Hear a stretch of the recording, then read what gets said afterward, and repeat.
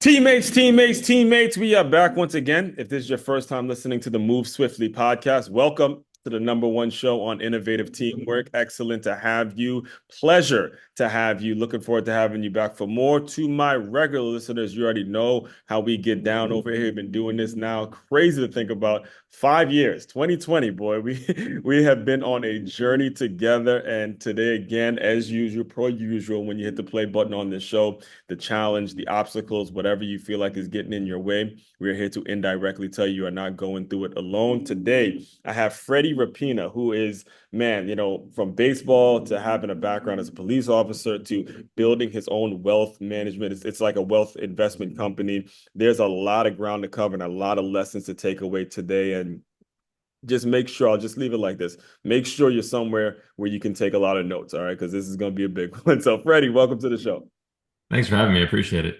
Yes, and like I said, like I was telling you before we started recording, I was really tuned into a lot of the work that you do now, and the concept of that you've built in regards to playing chess as opposed to playing checkers with your finances, and really learning, and because a lot of people hear debt is a bad thing, right? So what really struck me is the fact that you never really went to school for financials, or you didn't go to college for it. It's something that you actually picked up the information as you went. And me being a sports guy, me being someone that has really leaned into sports when it comes to how I learn business, I want you to kind of dive into your baseball background a little bit, and how you grew up, some of the lessons that it taught you, and then we'll kind of go from there.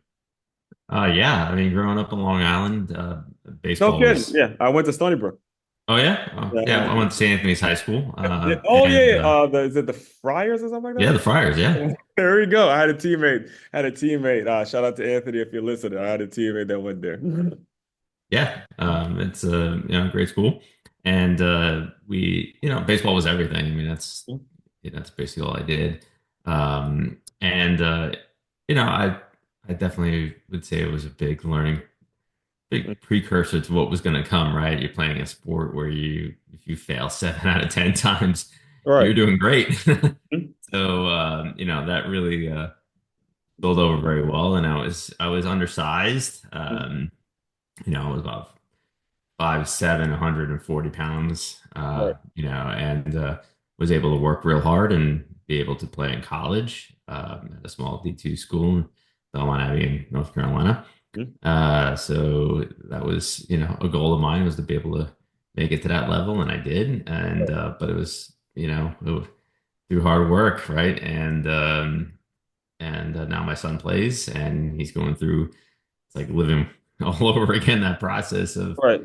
failure and success. So he's 13, and that's where I am a good portion of my time. It's either here in my office or on the On the baseball field. baseball diamond, right. Now, when you were in college, though, and the one thing I remember, speaking of Stony Brook, that I had to accept was, look, I'm not going to be good enough to play in the NFL. All right, I'm going to have to figure something to figure something out in regards to what I'm going to be doing with my time. And what school was it in Carolina? I'm just kind of curious. It's called Belmont Abbey College, Okay, the so D2 my school in fresh, Charlotte.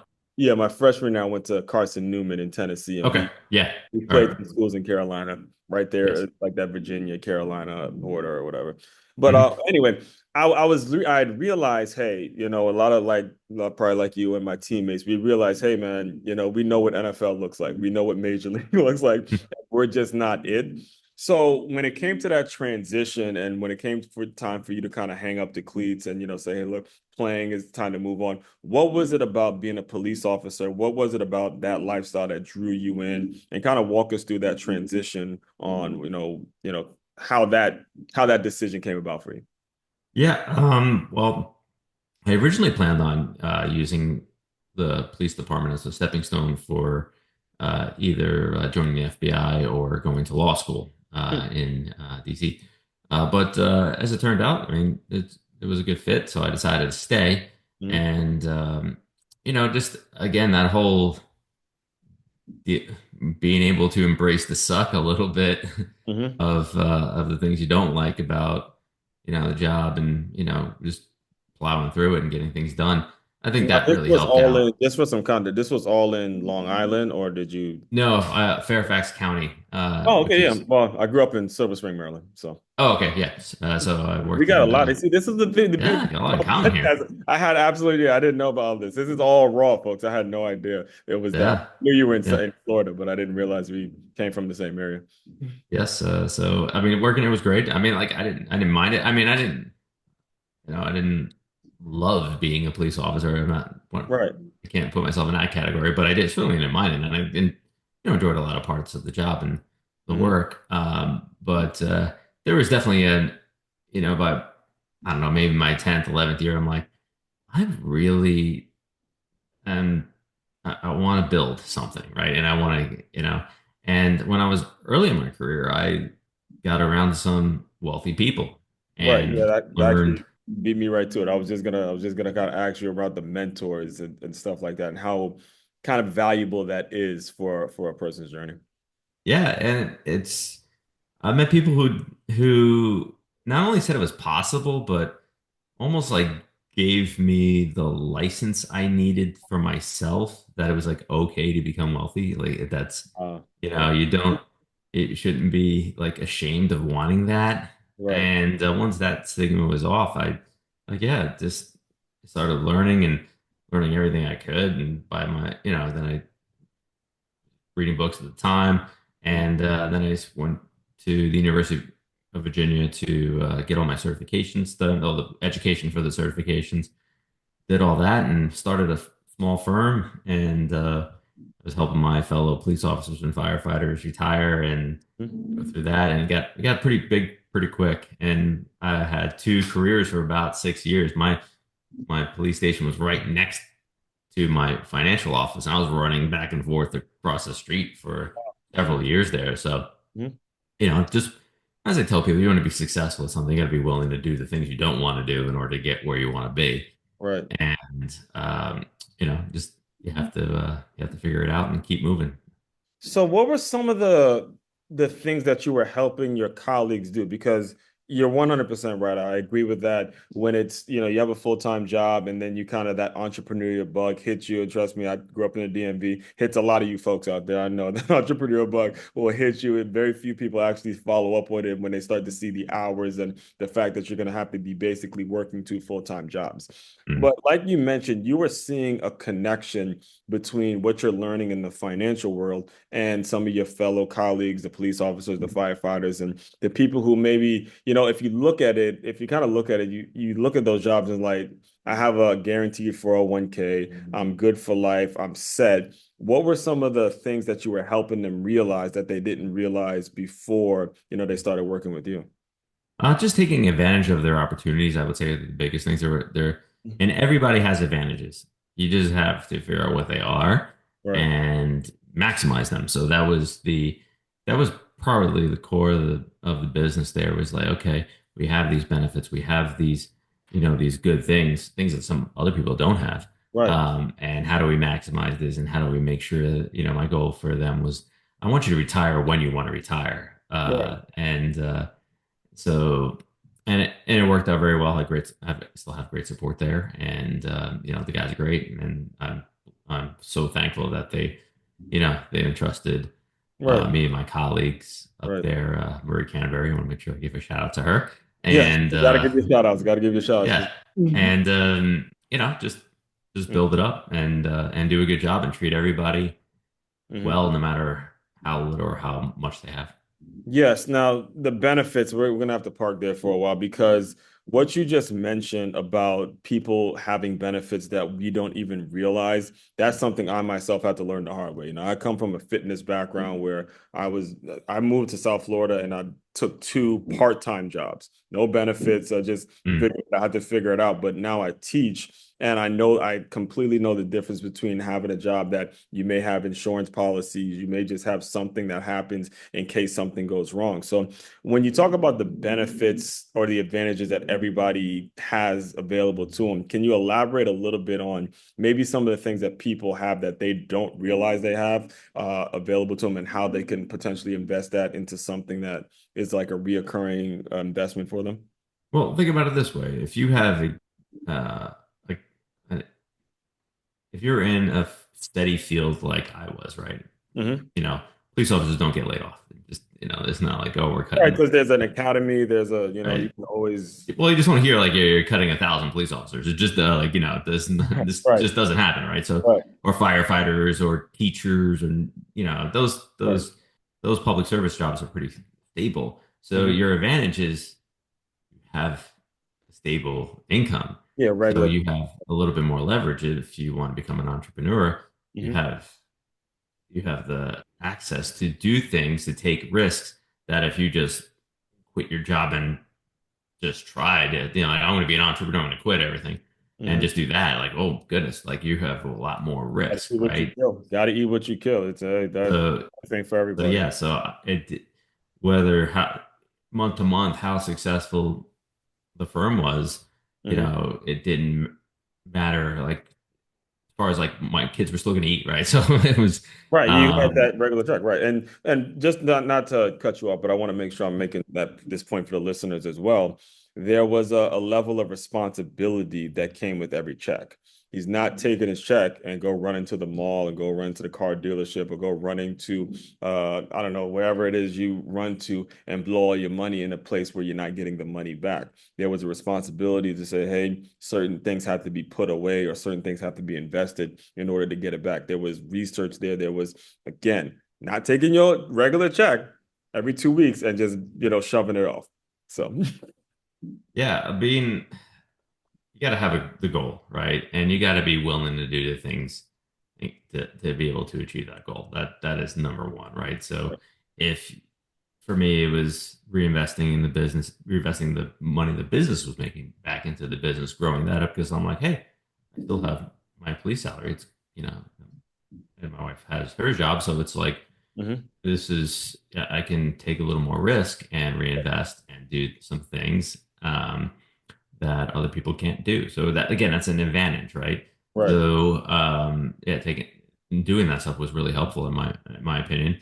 right. And you know, it's getting the mindset, but I also understood the difference between checkers and chess, which was the once you once you start learning chess and you embrace that as the format for your finances, the only thing I can really describe it or compare it to is like taking the red pill in the Matrix. Like, Oh man, well we are recording this on the election in the election season. It's officially over. Well, it's the President Trump has officially been elected, and that word red pill has been has been pretty heavy, has been very frequently used over the past couple of days. So oh, yeah, has I've heard it in that context. I'm yeah, talking about it's like the movie itself, like, yeah, that's what I'm saying. Well, you that's why get I the brought it up knowledge because I wasn't of you're sure. in I the wasn't Matrix. sure if you have heard that analogy, the red pill. Like this, a lot of people don't got red pilled with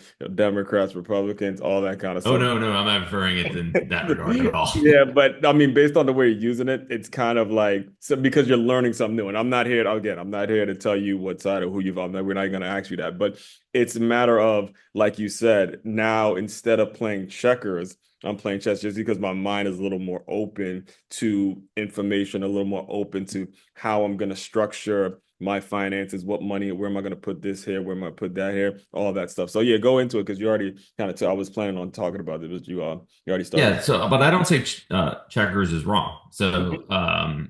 I just say it is.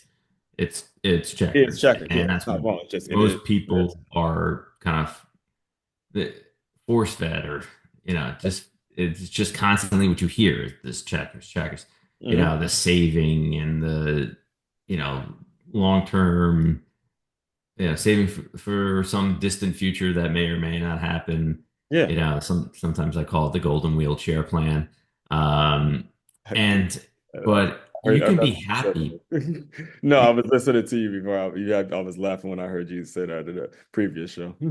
yeah, I mean, it's just it, you can be happy playing checkers. I Mhm. mean, it's fine if that's what you want. Yeah. Just don't believe for a second that you're going to be able to achieve what a chess player is going to be able to achieve. You're not playing the same game. Like I'm a baseball guy, right? Yeah. And there's another sport out there that involves a bat. It's different. A ball, smaller, in a field called cricket. Yeah. And, but you can't get to the major leagues playing cricket. No. It's not the same game, even though it has some of the same Hmm. elements to it. Not Right. the same. So, yeah, so I feel like that's where in finance is like this Mhm. checkers mentality of, what I call middle class finance, and but then there's chess, which is a totally different game, a totally different set of rules. And I just want people to understand that there are two games, and I want people to choose whether or not they want to play the checkers game or play the chess game. Now, if you're going to play checkers, I want you to play checkers well. Nothing sucks more than being a bad checkers player. Yeah. You will get your butt whooped by capitalism.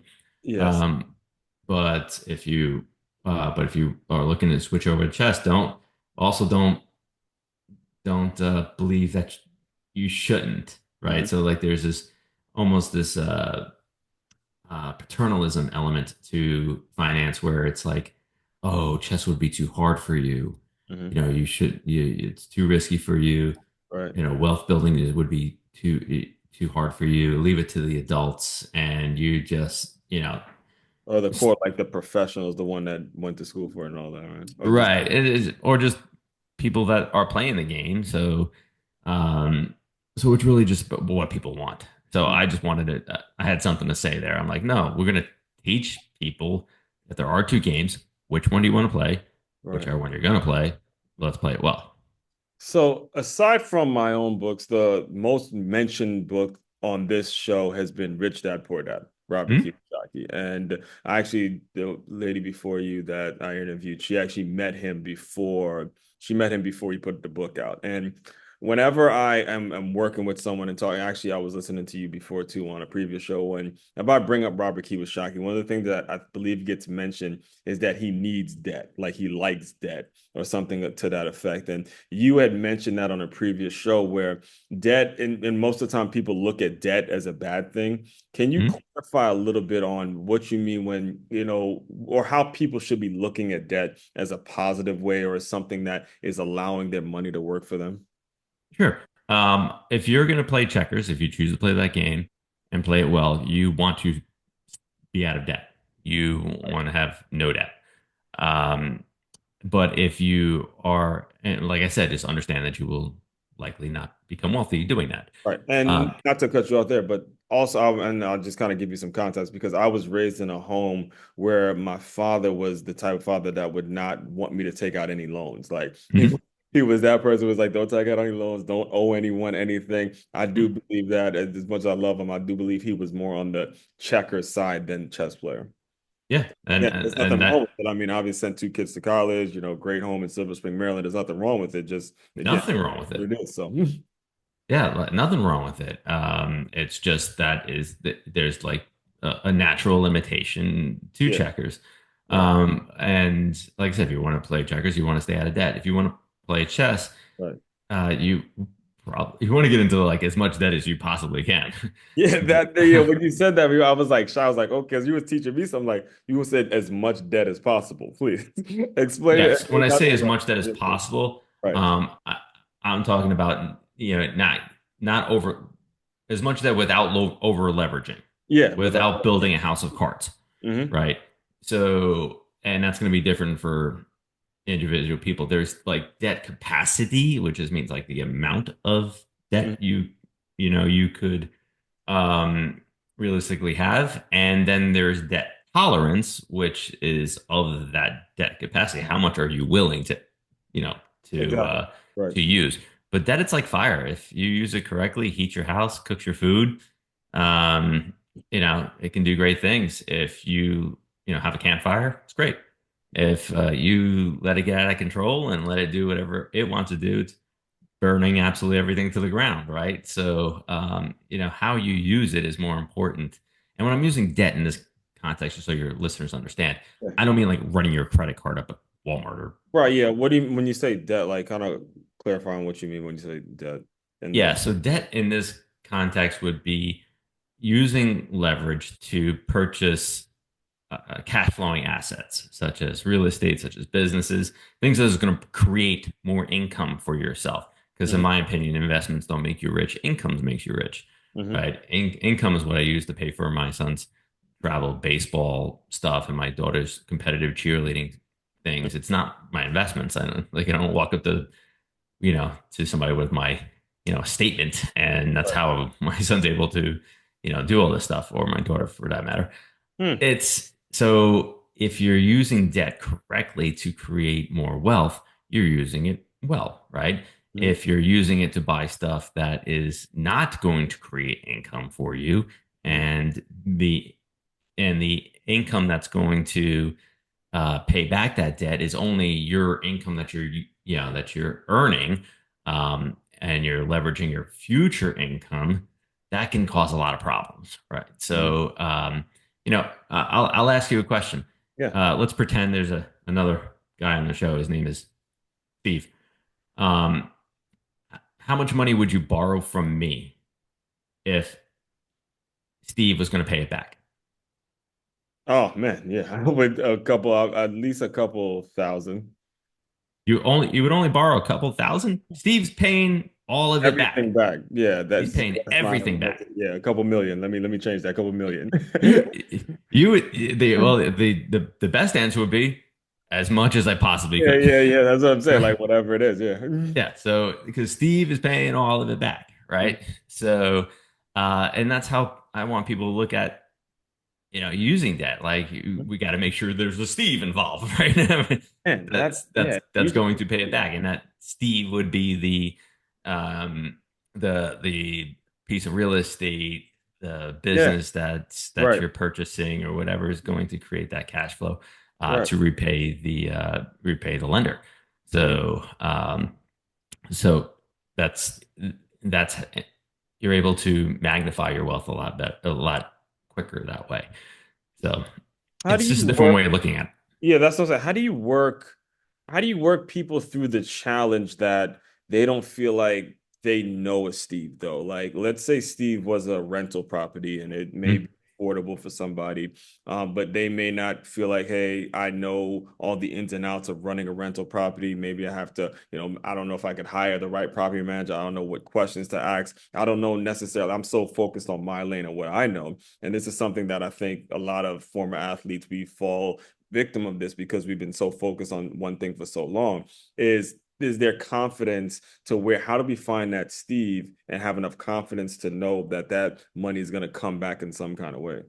Right. So hiring people, you gotta be okay with hiring property managers. If you're going to invest in real estate, you got to hire people. If you're going to have a business, you have to hire people, competent people that are going to help you out. You got to build a team, wealth advisor, tax professional, having good lenders, Mm-hmm. people that are going to help you on that in that process. Because there's nobody knows everything.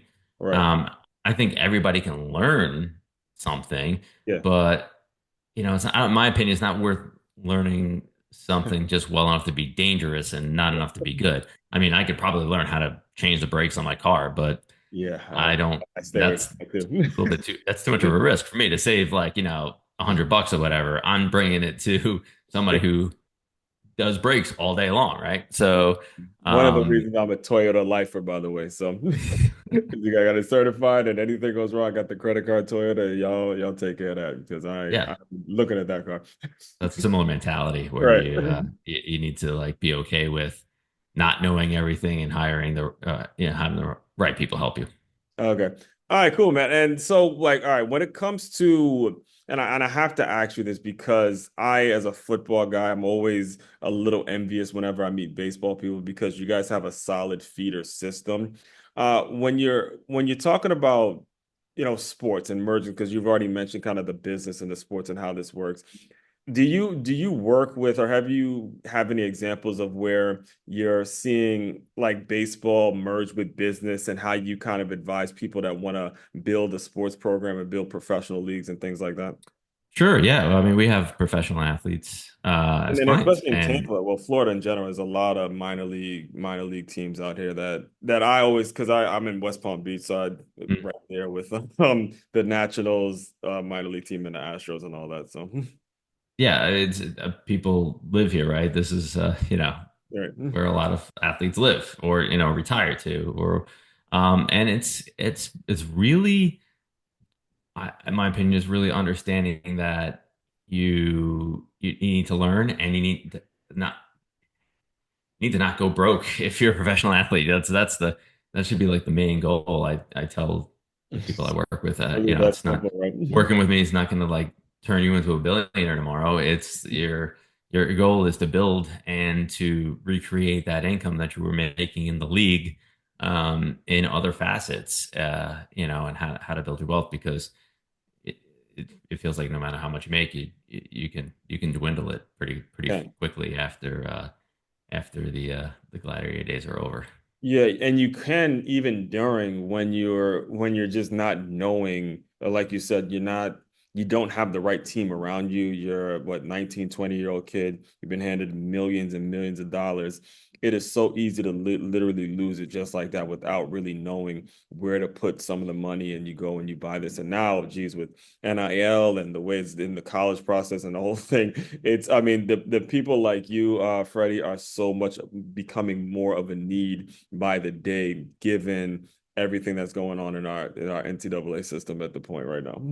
And I definitely want people, we talk about athletes or I want them to have cool stuff. Like I want them to enjoy their life, and not save every penny. Like, and that goes for just anybody really. But it's how do you go about making sure that you're getting water from a well that's not going to dry up, right? Right. So after you have these big contracts, Mhm. you start buying real estate, start buying businesses, Mhm.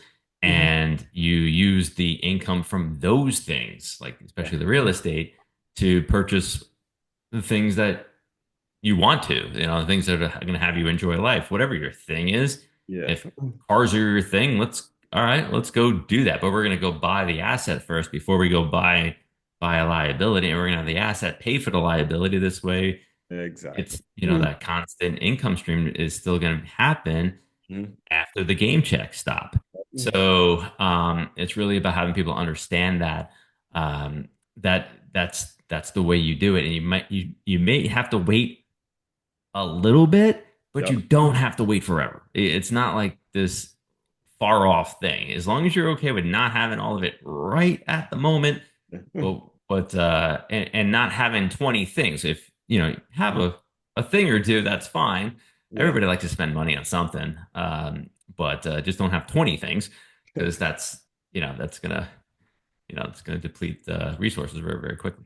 Yeah, and I always use the example of George Foreman. A lot of people don't know, but that grill to this day, if I'm not, and that's something has changed since maybe about a year ago, but he has been like the athlete that has made the most money off a product, and it was the George Foreman grill. And it was, if you really do the research, it was something that he had just signed, a little grill deal that he signed, and it turned into some massive, massive income for him. So a lot of things you never know what the thing is going to be that can create income. The bottom line is making sure it's creating the income and you're pulling it from there, not just pulling it because someone gave it to you, but it's already going here. The income's coming. Now I'm pulling it from there. Like you mentioned, it goes to, it could be, paying for your son's baseball stuff, for your daughter's cheer thing. It could be for you. It could be going on vacation, whatever Mhm. it may be, but pull it from the income element that you've already invested in. And I love how you say, saving doesn't really help you. It'll help you maybe get a nice wheelchair, later on in life. But by investing it, you can pull from it, and you'll have the security you need. And that's If we're really, gonna play yeah. chess, Hmm. the reason why we save money is because lenders love it. Yes, sir. That is the key to saving money, in my opinion, in good accounts, good growth, all that stuff. Right. But it's when you can take your statement Uh-huh. and just plop it onto the lender's desk and say, I want to purchase this piece of real estate somewhere, but I don't want to use my money. I'll take some of it for the down payment, but I don't want to use my money. I want to use your money. Go back into that vault there and pull out some money, and we'll it's kind of like being a partner in a deal where Hmm. they're getting the interest. But remember, Steve is paying the interest, right? Yeah. Um, and and I'm going to get all the appreciation on the property. You're not going to get. We're not 50-50 partners in that. I'm getting 100% of that, and Right. I'm also going to get 100% of the depreciation Hmm. tax write-offs. You're not going to get any of that. Oh, and by the way, I'm going to be able to depreciate your money, whatever the loan amount is. Right. So it is the game's set up very, very well. Right. The United States is set up so you can become wealthy. Yeah. You just have to have the right mindset and understand how the rules of the game, including taxes. Taxes is huge. Um, you don't have to be like a CPA to understand it. You just need to have some working knowledge to understand it and have a team that does. Hmm. So, but the tax code's like a guidebook on how to become wealthy in the United States. Hmm. I mean, man, you're speaking my language, man. Let me tell you, I got to Florida 7 years ago. I was at a 400 credit score, and I just checked it but this morning. I'm above 700 at this point. And Nice. when you're talking lenders, when you're talking actually, getting loans, and like you had mentioned, appreciating, buying stuff that is going to appreciate. All of that is so on point because the lenders love that. They love to see the people that are responsible, and 1000% right. They look at this stuff. They look at the people who have shown a history of paying their bills on time or being just fiscally responsible and have that mindset. And when you get connected with them, again, it's set up for you to be successful. So, I do want to be very respectful of your time. Can you just tell people a little bit about, what's next? What do you see coming down the pipeline? Where's the future hold for your business? Well, I am hopeful that, you Opta, know, Opta Financial. Want to make yes. sure I mentioned Thank you. Yes, the firm's called Opta Financial. Opta I'm Financial. hoping that people, that, again, my goal is to get the message out there, right, and have people understand that that chess is another game and it is possible. That's why I wrote the book, Playing the Wealth Game. It's Mhm. the goal of that book is for people to understand whether they are a checkers player or a chess player, and whether they want to switch. But also, by the end of the book, no one should be screaming at the moon anymore. Why do the rich keep getting richer and other people? It's because you're not playing the same game, Yeah, right? So, if that's and clarity. it's a scalable thing, right? So I played college baseball. I did not play in the major leagues, but the game was the same. Same. The scale was different, the expectations were different, but it was the same game. Right. Unfortunately, in finance, we have two different games going on right now, and we want to work with chess players, right? We want to work with people who have saved this, but they don't know what to do next, right? They're a little bit like, all right, I did everything they told me the proverbial they told me to do, save a bunch of money. But I don't, and I'm making good money, but I'm not feeling it. I'm like, why Yeah. am I not able to do all the things that I wanted to do, right? Where it's because the income's not there, right? You haven't developed great income strategies yet. Right.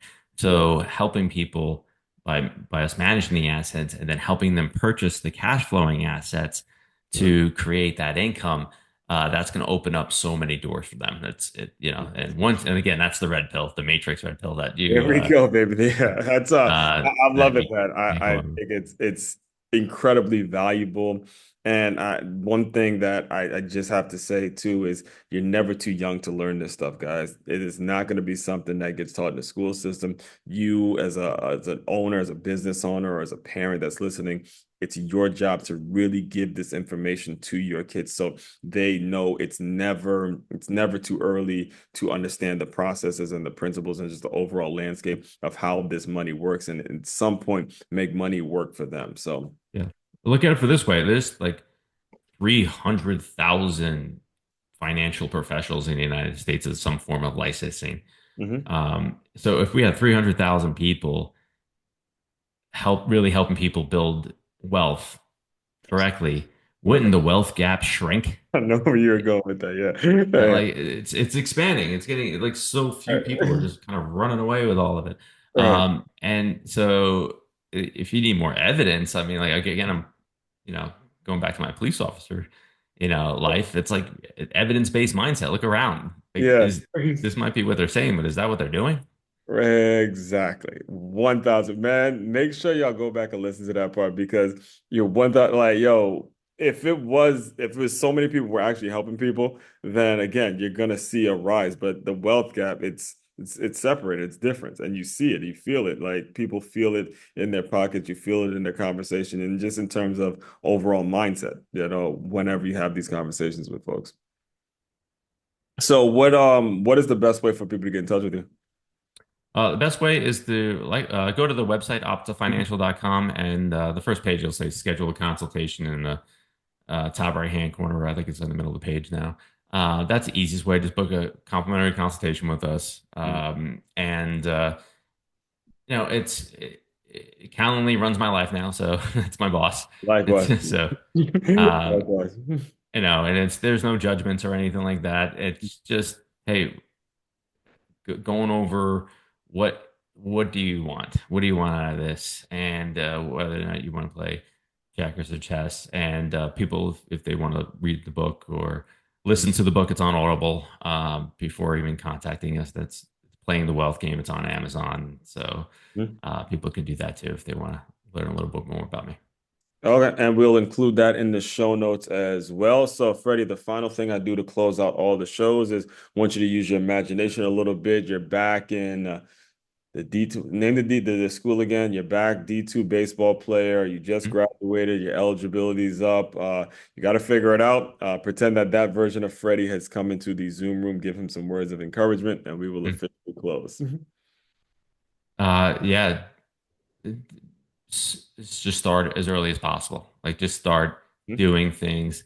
If you're gonna screw something up, just screw it up early. It's a lot easier when you make a small mistake on a small thing, so you don't make that same mistake on a much larger thing. Like, so just and believe that you are worthy of becoming wealthy. That is it is okay. It's just going to amplify who you are. So if you love charity now, you're gonna be a much more beneficial to charities in the future by being wealthy. If you are a complete jerk, then you're just gonna be a bigger jerk. Sure. So that's how wealth just amplifies who you are. It doesn't change you. Does not change. That's it. All right. So, all as promised to you, listeners, you get gems again, whatever it is you're going through, whatever the challenges, whatever the obstacle is, again, here to help you through it. Everyone out there, fellow teammates, continue to move swiftly. We will talk more soon.